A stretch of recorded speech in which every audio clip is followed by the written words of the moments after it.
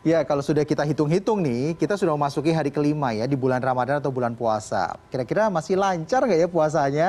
Tapi yang namanya puasa kan nggak hanya menahan lapar, haus, serta amarah aja.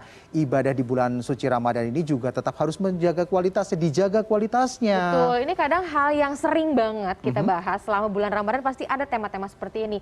Tapi yang sering juga kita lakukan adalah melupakannya. Kita seolah nggak tahu kira-kira puasa yang berkualitas tuh kayak gimana Kayak sih ya. gimana, Nah gitu. langsung aja kita akan tanyakan ke Ustadz Hilman Fauzi yang sudah bergabung di Good Morning pagi ini lewat sambungan Zoom. Assalamualaikum warahmatullahi wabarakatuh, Hilman. Waalaikumsalam warahmatullahi wabarakatuh. Oke, ini langsung to the point aja ya pertanyaan kita berdua. Karena kan kita pengen, semua juga pengen banget puasanya tuh berkualitas. Sebetulnya ekspektasi Allah nih, luar biasa ya. Terhadap ibadah umatnya di bulan Ramadan tuh kayak gimana sih, Iya, jadi kan ibadah puasa Ramadan yang dihadirkan kepada kita itu adalah bentuk dan tanda keimanan seseorang kepada Allah Subhanahu wa taala. Yang kemudian nanti seiring berjalannya ibadah itu akan membentuk seseorang menjadi pribadi yang bertakwa, la'allakum tattaqun, menjadi orang yang semakin tunduk, patuh dan taat kepada Allah Subhanahu wa taala. Artinya bahwa ibadah puasa bukan hanya sekedar menahan lapar dan haus saja, tapi bagaimana dari ibadah puasa ini bisa mengantarkan kita menjadi seseorang yang semakin dekat dengan Allah, semakin taat kepada Allah, dan semakin hidupnya berjalan dalam kebaikan yang diridhoi oleh Allah Subhanahu wa taala. Ini yang perlu kita hadirkan dari ibadah puasa, khususnya yang kita tunaikan di bulan Ramadan ini. Iya, kan kalau kita tahu juga selama bulan suci Ramadan ini kan pintu pahala kan dibuka selebar-lebarnya ya oleh Allah Subhanahu wa taala ya. Nah, seringkali kita juga yang di luar bulan Ramadan seringkali kita sholatnya masih bolong-bolong. Tapi ternyata di bulan suci Ramadan ini kita justru rajin sholat nih. Tapi ternyata kadang-kadang sholatnya itu justru sholat yang dia bisa katakan ala kadarnya lah ya. Cuman takbiratul ikram sampai dengan salam, udah gitu aja gitu. Tapi fokusnya udah mikirin nanti mau masak takjil apa gitu ya. Nah, kira-kira itu gimana nih Tat nih? Iya, Rasulullah Shallallahu Alaihi Wasallam bersabda, "Iza jaa Ramadan, futihat abwabul jannah, wa ghuliqat abwabun nar, wa suffidatus syayatin." Apabila telah datang bulan suci Ramadan, pintu surga dibuka, pintu neraka ditutup, dan syaitan dibelenggu. Dari hadis ini kita bisa menangkap bahwa Allah Subhanahu wa taala menyiapkan pahala yang begitu besar kepada kita yang menghadirkan ibadah di bulan suci Ramadan. Maka wajar jika ada seseorang yang bertemu dengan bulan Ramadan, kemudian dia serius meniti hari, menata waktu yang ada di dalam ketaatan kepada Allah Subhanahu wa taala. Memang ada peningkatan secara spiritual dalam diri kita untuk bisa lebih dekat dengan Allah, untuk bisa lebih taat kepada Allah di bulan suci Ramadan. Kalau bicara tentang khusyuk atau tidak, memang itu harus terus dipelajari gitu ya, harus terus dilatih. Dan mudah-mudahan jika hati kita lurus, kemudian kita sudah terbiasa dengan ketaatan ini, kan harapannya adalah after Ramadan, nanti setelah Ramadan, kita bisa menjadi pribadi yang berbeda lebih baik. Jauh lebih baik dibanding bulan-bulan yang sebelumnya. Ibaratnya begini, bulan Ramadan itu seperti kawah chandra di muka yang menempa seseorang untuk menjadi pribadi yang meningkat spiritualnya, yang kemudian pada akhirnya menjadikan dirinya lebih dekat dan taat kepada Allah Subhanahu wa taala. Oke, jadi artinya adalah ya ini waktu kita untuk latihan gitu ya. Khususnya butuh latihan memang untuk sholat itu. Habis Ramadan menjadi lebih baik lagi, pribadi yang lebih baik lagi kan. Terlahir lagi gitu ya, mencapai fitrinya nanti. Nah, selanjutnya nih tadi udah ibadah udah ya kan, harus khusyuk. Nah, hal yang sering kali kita lakukan apalagi buat para perempuan berbicara nih, ngomongin orang mungkin nggak sengaja gitu ya, jujur nih nggak sengaja gitu. Tahu-tahu itu masuk gibah, jangan-jangan ya tentang orang lain gitu kan pas kita lagi berpuasa. Nah, itu gimana hukumnya ya, Iya. Jadi makna puasa itu kan artinya adalah al-imsaku, menahan ya. Menahan apa? Ya tentu yang utama adalah menahan lapar gitu ya, menahan dahaga.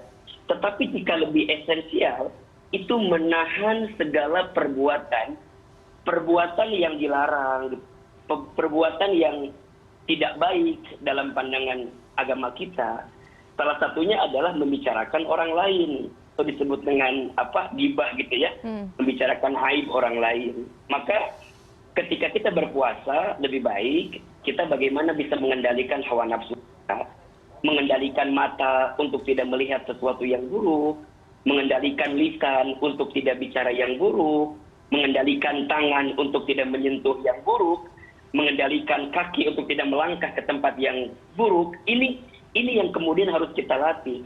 Jangan sampai kita masuk kategori yang Nabi sampaikan, "Fam min sha'imin laisa lahu min siyamihi illa al-ju'i wal 'atasi." Berapa banyak orang yang berpuasa, tapi sayang yang mereka dapatkan dari puasanya hanya lapar dan haus saja. Maka kita belajar dari puasa ini untuk benar-benar menahan gitu ya. Ada yang bilang, tapi kan Iban nggak ngebatalin puasa. Iya, tapi kalau ngegibahnya sambil ngemil, yang ngebatalin puasa. Tapi yang dimaksud dengan batal itu kan ada dua maknanya. Ada batal secara dohir, ada batal secara makna gitu ya. Nah mungkin secara dohir tidak batal, tapi secara makna ada esensi puasa yang hilang. Ada pahala puasa yang kemudian berkurang.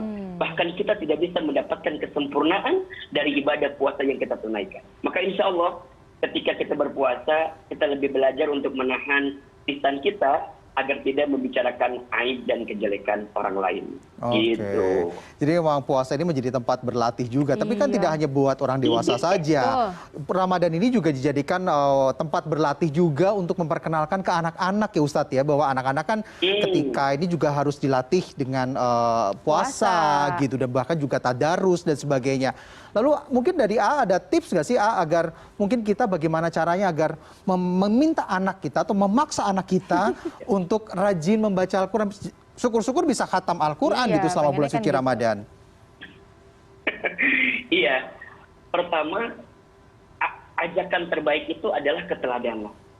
Jadi orang tua jika ingin meminta anaknya untuk melakukan sesuatu yang baik, maka belajarlah orang tuanya untuk memberikan teladan kepada anak, memberikan contoh kepada anaknya. Maka biasanya seorang anak itu adalah peniru yang sangat baik gitu ya. Apa yang dia lihat dari orang tuanya, maka itu yang nanti akan terpatri dalam dirinya, yang kemudian membuat dirinya menjadi pribadi yang lebih baik. Itu pertama. Nah yang kedua, namanya dunia anak pasti senang ketika dibumbui dengan motivasi begitu.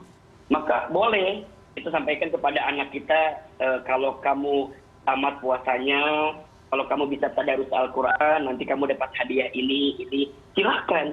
Itu adalah bagian daripada reward gitu ya. Motivasi bagi anak kita, agar kemudian mereka punya keinginan yang besar melakukan apa yang kita perintahkan. Nah yang ketiga, tentukan bagi anak-anak, ketika diminta berpuasa belum masuk kategori kewajiban bagi dirinya. Maka jangan juga ada paksaan. Khawatirnya nanti memunculkan trauma bagi dirinya. Pokoknya kita tunjukkan aja semangat kita, keinginan kita, kebahagiaan kita dengan datangnya bulan Ramadan, sehingga anak kita itu akan mengikuti arus yang orang tuanya hadir. Maka orang tua ayo ajak anak kita ke masjid, ajak anak kita tadarus, ajak anak kita puasa. Ketika sahur dibangunin, ketika buka nanti kita tanya, nanti mau buka apa gitu. Ini yang harus dihadirkan sehingga anak-anak bisa berbahagia ketika masuknya bulan Ramadan, dan nanti di penghujung Ramadannya kita tutup dengan kalimat bahwa nanti puasanya jangan karena hadiah ya harus karena Allah. Niatnya harus tulus karena Allah. Insya Allah Allah berikan pahala terbaik untuk kita. Insya Allah itu adalah bagian ikhtiar kita untuk mengajak anak kita agar lebih baik di bulan Ramadan. Wah, Masya Allah. Itu catatan-catatan penting ya untuk kita pagi hari ini. Ahilman, terima kasih banyak ya A untuk berbagai macam informasi. Jawabannya ini menjadi pengingat untuk kita semua. Supaya puasa kita berkualitas. Untuk orang tua ataupun kita dewasa yang sudah punya anak, kitanya sudah berkualitas, pasti sekeluarga nantinya bisa menjadi kualitas yang baik juga gitu ya. Dapat contoh gitu. Insya Allah kita akan ketemu lagi di minggu depan ya A ya. Ya. Siap. Sampai ketemu lagi Ahilman. Penting ini kita harus kedepankan yang prioritas daripada sekedar rutinitas. Oke, itu. Agar ibadah Ramadan kita berkualitas. Mantap. Amin. Mudah-mudahan kita semua seperti itu. Terima kasih Ahilman. Sampai ketemu lagi minggu depan ya, A. Assalamualaikum Sama-sama. warahmatullahi wabarakatuh. Nah, seperti yang kita sudah bilang ya, bahwa Ustadz Menjawab itu nanti akan hadir lagi setiap Kamis di selama bulan Ramadan di Good Morning. Oke. Nah, kalau usai jeda, kita punya satu informasi, ini sebuah peristiwa diduga salah masuk jalur ke kapal feri. Sebuah truk di Aceh Barat bermuatan sembako dan alat elektronik terjun ke laut. Seluruh muatan pun hanyut dan berserakan di laut. Nah, kami akan kembali dengan informasi lengkapnya usai jeda. Tetap bersama kami.